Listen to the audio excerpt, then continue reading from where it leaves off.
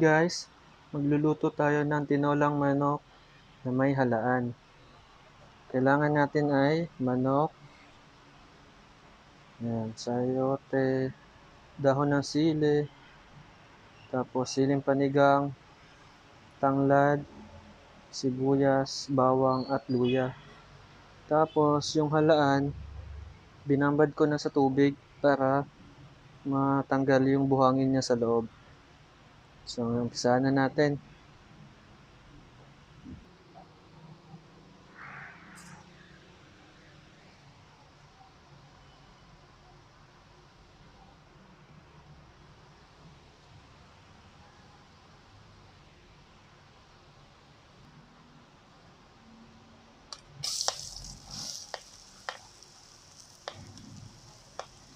Ayan, tostado na siya.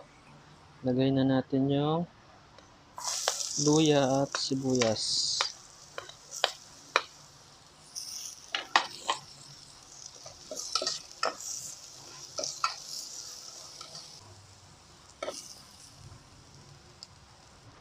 So ayan guys, translucent na. Lalagay na natin ngayon yung manok.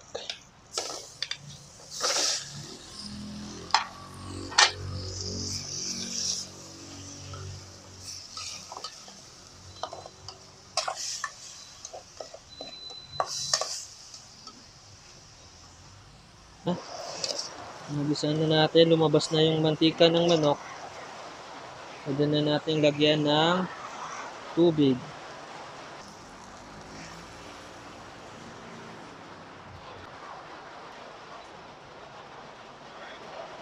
Lagay na natin yung tanglad para ano na yung lasa. Lumabas na yung sili.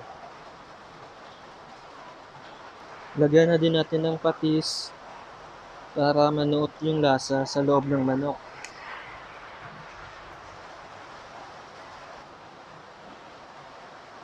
So ayan, tatanggalin natin yung mga bula sa ibabaw.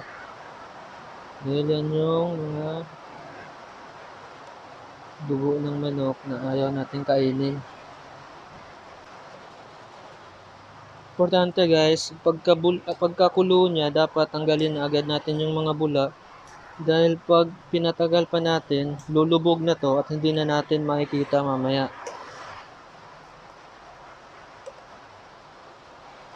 So ayan na, wala na masyadong bula. Lagyan na natin ng Knorr cubes, chicken Knorr cubes. Tapos, antayin lang natin maluto yung manok dahil yung shell mamaya, mabilis lang naman yung maluto. So, after 20 minutes, check natin kung malambot na yung manok. Ayan, malambot na siya. Hiwalay na siya sa buto. So, ilagay na natin yung sayote. Lagyan natin ng paminta. Saktong-sakto to ngayon dahil maulan, masarap humigop ng sabaw.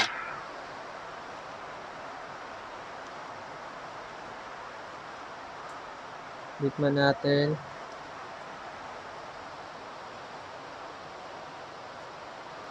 So, konting patis pa. Mas gusto ko patis nilalagay dahil mas malasa siya. Nalagay na din natin yung halaan.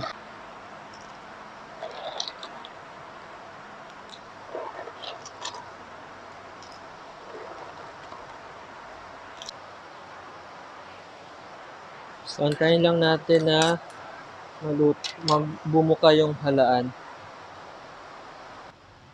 So, ayan, bumuka na yung halaan natin.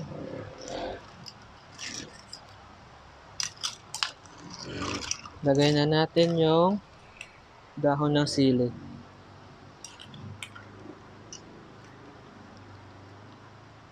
Pakuluan lang natin ng mga 1 minuto, tapos pwede na to.